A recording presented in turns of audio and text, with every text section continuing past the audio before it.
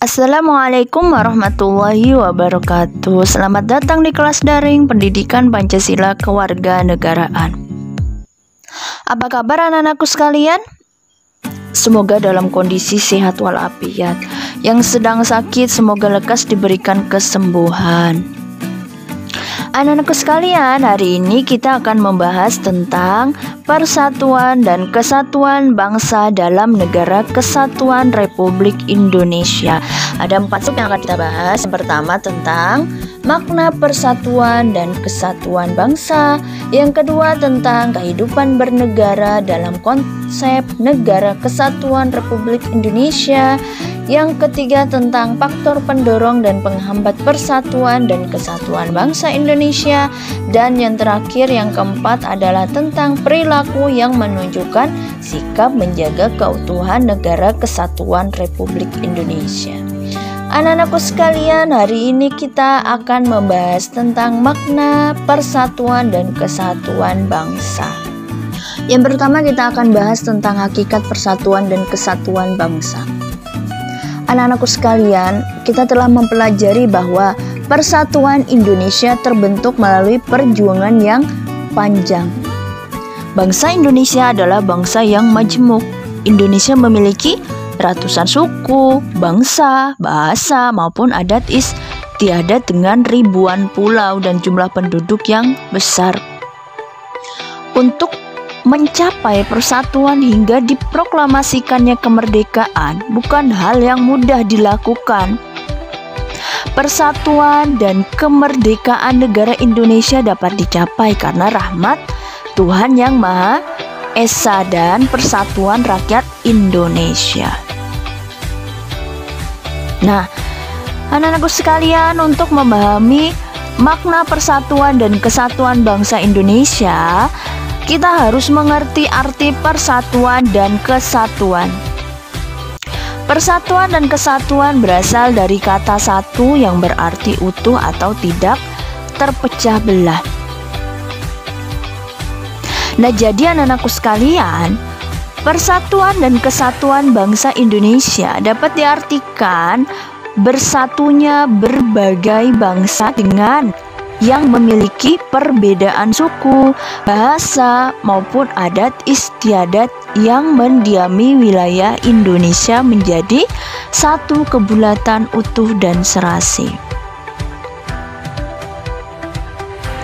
Yang kedua, persatuan dan kesatuan bangsa dalam sejarah.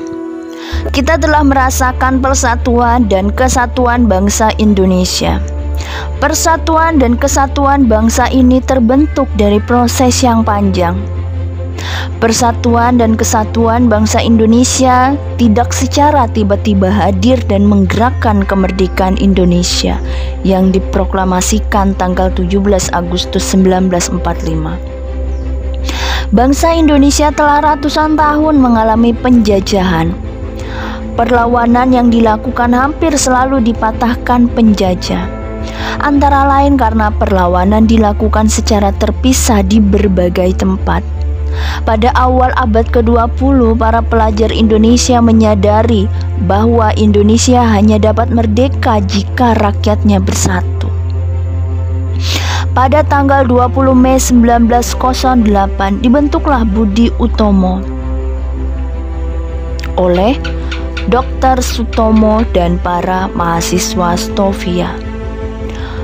School tot Opleiding van Indische Artsen, Sekolah Tinggi Kedokteran di Jakarta. Budi Utomo merupakan semangat awal bangsa dalam mencapai kemerdekaan Indonesia. Organisasi ini menjadi pelopor bagi organisasi kebangsaan lainnya dalam menumbuhkan semangat kebangsaan pada masa itu. Oleh karena itu, setiap tanggal 20 Mei ditetapkan sebagai Hari Kebangkitan Nasional.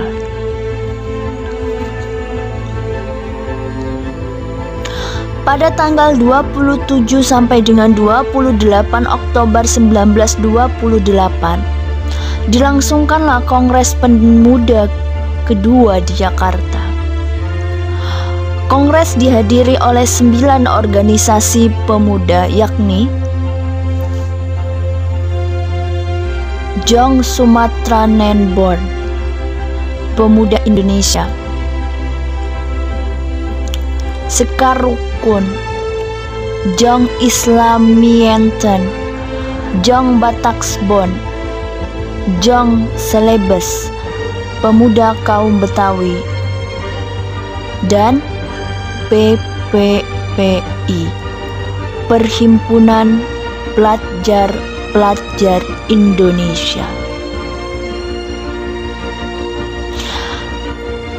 Hasil Kongres Pemuda II ini adalah suatu pernyataan sangat penting dalam sejarah persatuan dan kesatuan bangsa, yaitu Sumpah Pemuda. Melalui Sumpah Pemuda, para pemuda Indonesia menyatakan ikrar untuk bersatu, tidak lagi berjuang secara terpisah di daerah masing-masing. Sumpah Pemuda memiliki makna sebagai berikut.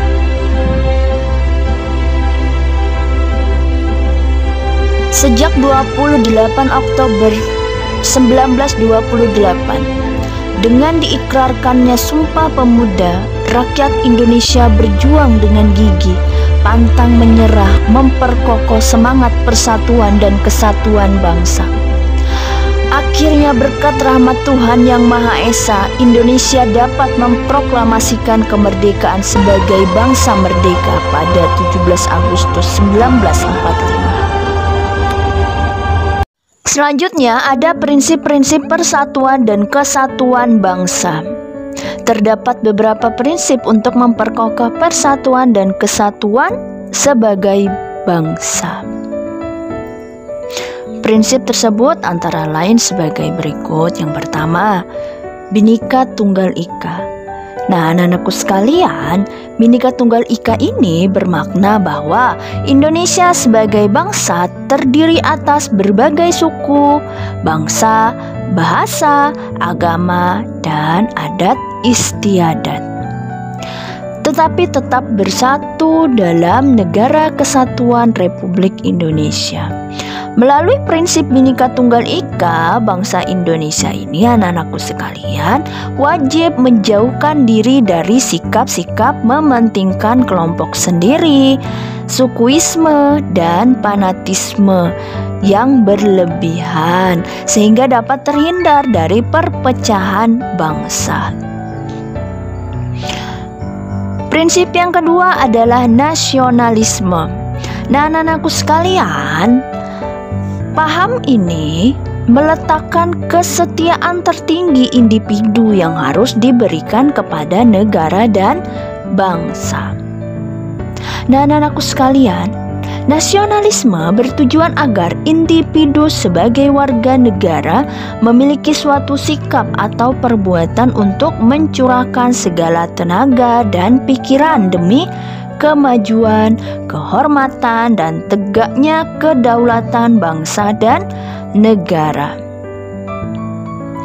Prinsip yang ketiga adalah kebebasan yang bertanggung jawab. Pada suatu kehidupan bermasyarakat, tidak ada kebebasan sebesar-besarnya. Pasti ada aturan yang mengikat setiap individu agar tercipta keteraturan dan rasa tanggung jawab terhadap apa yang dikerjakan. Anak-anakku sekalian, setiap individu memiliki kebebasan untuk menentukan kepentingan dan tujuan serta melakukan kegiatan yang dianggap penting.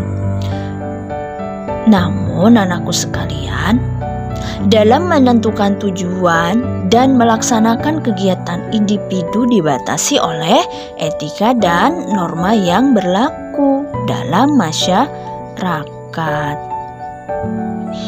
Nah, hal ini adalah bentuk dari rasa tanggung jawab sehingga kehidupan bermasyarakat akan tetap harmonis. Prinsip yang keempat adalah wawasan Nusantara.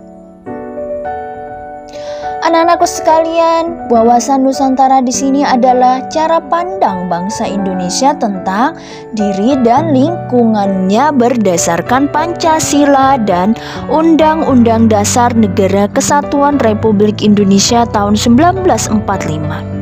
Dengan mengutamakan persatuan dan kesatuan bangsa serta kesatuan wilayah dalam menyelenggarakan kehidupan bermasyarakat, berbangsa, dan bernegara. Adapun tujuan wawasan Nusantara adalah menumbuhkan rasa cinta tanah air pada rakyat Indonesia dengan lebih mengutamakan kepentingan nasional dari kepentingan orang per seorang, kelompok golongan, suku bangsa, atau daerah. Prinsip yang kelima adalah semangat persatuan untuk mewujudkan cita-cita proklamasi. Di dalam pembukaan Undang-Undang Dasar Negara Republik Indonesia tahun 1945 terdapat cita-cita proklamasi.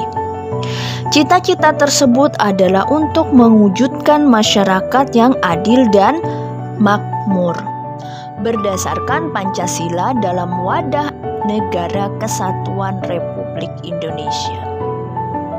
Nah, anak-anakku sekalian, untuk mewujudkan cita-cita proklamasi tersebut dibutuhkan persatuan dan kesatuan dari seluruh rakyat Indonesia.